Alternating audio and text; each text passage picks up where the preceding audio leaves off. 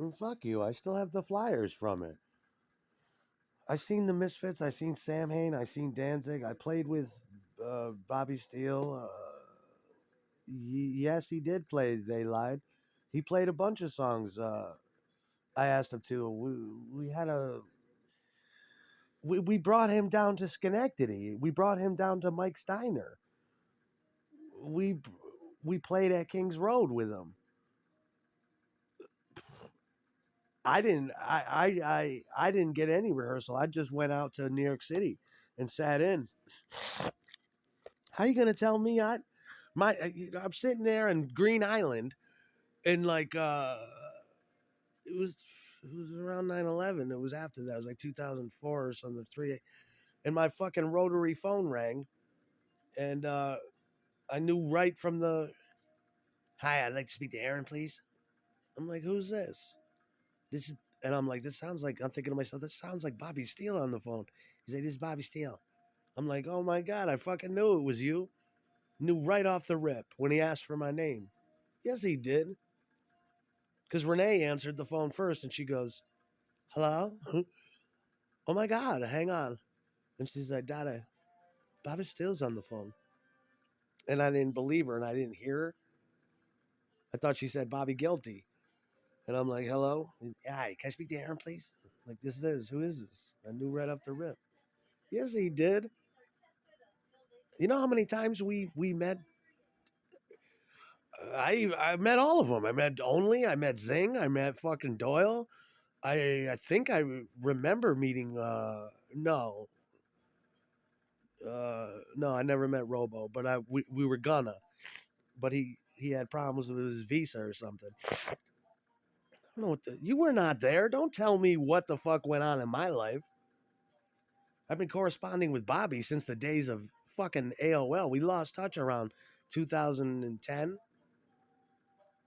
But yeah. Bobby Steele took my place on the Pat Duncan show.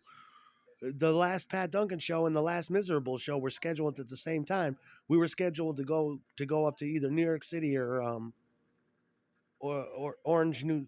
I forget where. No, it was in the city, but the sister tower would pick it up and relay it back to Schenectady. We were scheduled to go. I had to call Bobby Steele to take my place. Go, and it's still up on our on wfmu.org. Go look for it. Go look under Miserables, and you'll see the last Pat Duncan show ever. Bobby Steele took my place, and I was like, thank God.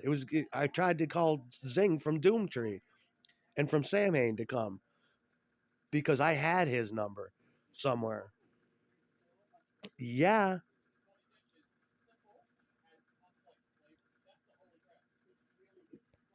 What the fuck are you talking about? I lied. No, I didn't lie about shit. Why would I lie?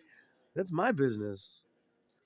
I could tell you a lot of shit he said. I can't repeat a lot of it, but we know. Bobby told me years ago about the outtakes he has and the differences between records. It's just too stupid. I don't lie about shit. I'm not a liar. Don't you know that? You've never caught me in a lie because if I'm gonna lie, I'm not gonna say anything. Don't tell me what the fuck I did with my life.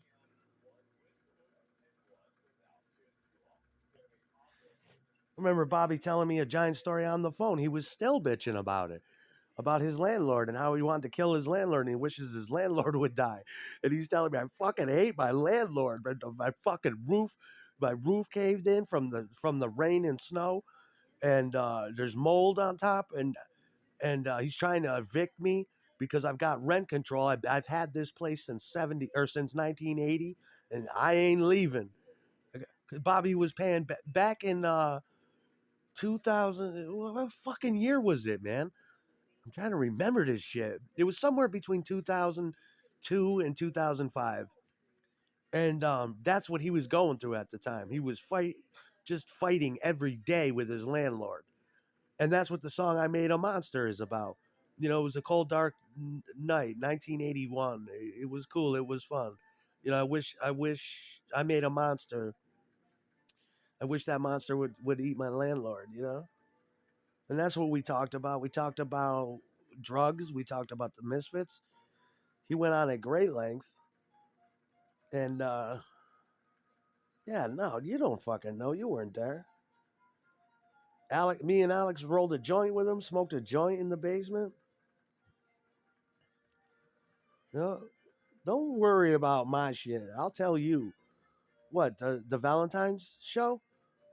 That's a different show. I taped that. We taped the one in at CBGB's too, and they probably taped others that I wasn't there for. I didn't go to Philadelphia with them. I didn't go to. I thought it'd be nice to let Tim do it, but Bobby called me later. He's like, "Please come back," and he didn't appreciate the other drummer. And I said, "Yeah, I'm gonna." And at the time, he sent me a bunch of fucking crazy files. He was going through the American Standard Songbook, and you ever hear that song? I'm gonna sit right down and write myself a letter. Yeah, kind of like I'm doing now. He sent that to me. He was taking jazz guitar lessons. He sounded fucking amazing. He was sending me shit through AOL, like fucking, and my Time Warner every day. You don't even know what I got from him or what we talked about. You don't worry about what the fuck. I don't fucking lie. That's my music. That's my music. That's what Daddy does. And I knew something was up around the time this shit started. He didn't write me back. I'm like, what the fuck? Usually he's extremely he's like me. He's extremely verbal, and if you write him a letter, he'll write you back that fucking day. That's the thing that shocked me about him. I appreciated that. And we talked about his Gibson Marauder. We talked about his old Marshall Plexi, his Music Man he played through on Three Hits from Hell, remixing 12 Hits from Hell, 13 technically, but I could go on and on and on about his shit that he was getting ready to sell because of his fucking landlord. He had he had all posters from Max's Dayglow shit. All the reproductions they did of the Misfits in the past 30 years is only an imitation of what the real thing looked like. The real thing was neon. It was pink neon, green neon, Crimson Ghost with a green neon hood on. I mean, that shit doesn't get replicated. He had the original shits. I'm like, that actually looks like the fucking 1980s. Everything was neon. He signed every fucking record I had, and he was telling me about what he's. Oh, where'd you get this one? And that's what I was telling him. I got him from this guy from Septic Death out west. He's like, wow, these are good pressings. He gave me flyers from the Mud Club. Man, you don't even know.